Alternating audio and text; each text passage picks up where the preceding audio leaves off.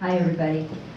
Some of you maybe have known me through TransTac. I was the press officer a couple of years ago.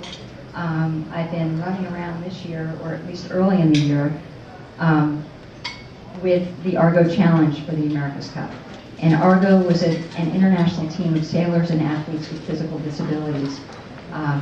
And it was never known by anybody whether Argo would be a defender or a challenger for the America's Cup. Our skipper was Lars Grail. Lars is from Brazil. He lost his leg in a boating accident back in 1998, and despite that has the best record of any skipper in the star class at the 2009 and 2010 World Championships. I was the sports information specialist in 2008 for sailing at the Olympics and the Paralympics. So, and then in 2009, shortly following the Olympics, I went down to the Louis Vuitton Pacific Series in Auckland, New Zealand.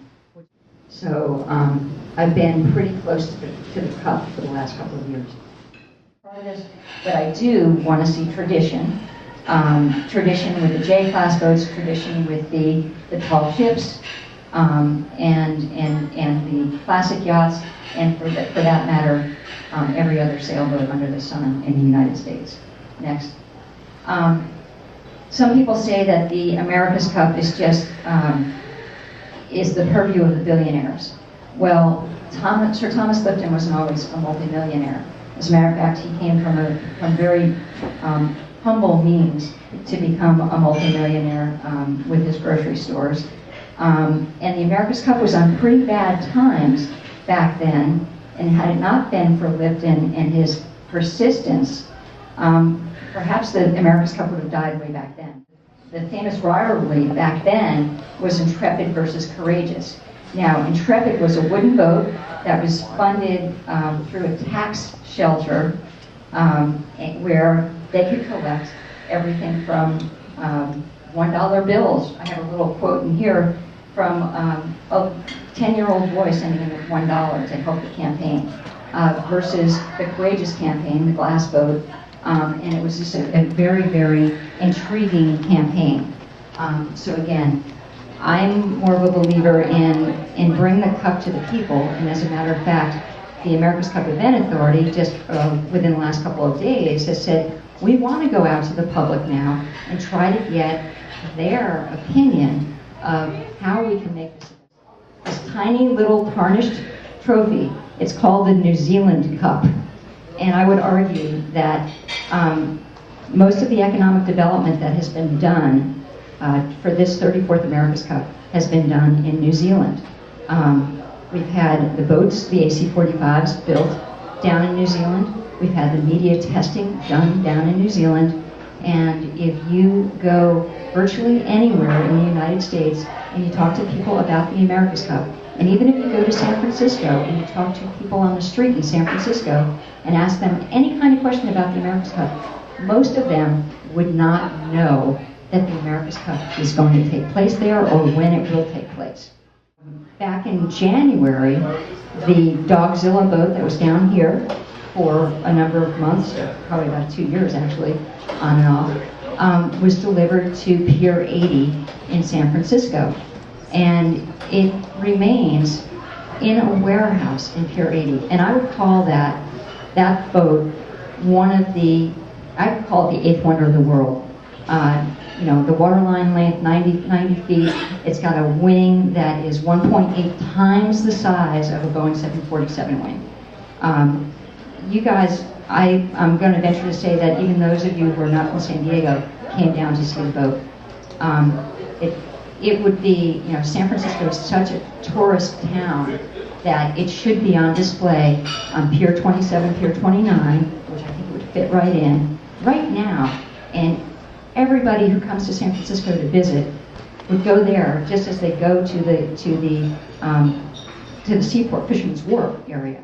I think you get there by having a defender selection series. Okay, right now the defender of the cup is Oracle. We do not have any other defenders in the United States. So I think what you do is you have a defender selection series. And you have events around the United States, whether they be in Newport, Annapolis, Charleston, Beaufort, Miami, Chicago, Detroit, San Diego, Ventura, Santa Barbara, somewhere central California coast, and go on up to San Francisco. And engage those waterfront communities, engage all of the yacht clubs in the United States, engage the tall ships, engage the J-class boats, and have these 10-day long festivals, maritime festivals that will bring people out. Okay?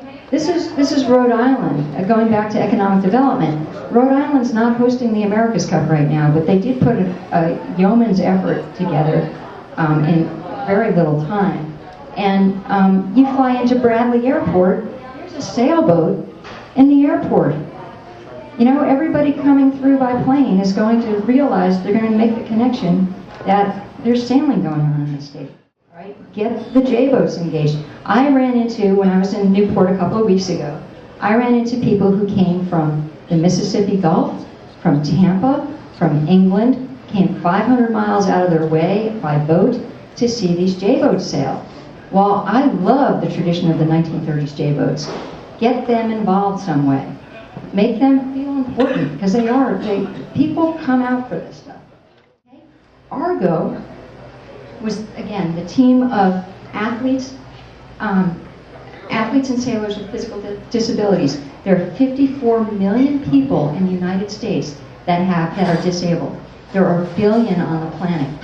That represents the opportunity for sailing to be introduced to a larger audience than sailing ever has been. There are 40 million African Americans in the United States, probably over 1 billion on the continent and 500 million as part of the diaspora. China, we have a China team, 1.3 billion mainland Chinese, and we can spark these. Say we have another team in San Francisco Bay. Say you put them in Alameda, where the Naval Air Station was closed, and now they've been trying to release it for years and years. Put them in a hangar where the Deepwater Slip is. Create a crosstown rivalry, okay? Now put another team down in Santa Barbara, Ventura, Oxnard, down here, Long Beach, wherever it happens to be. Create a North-South California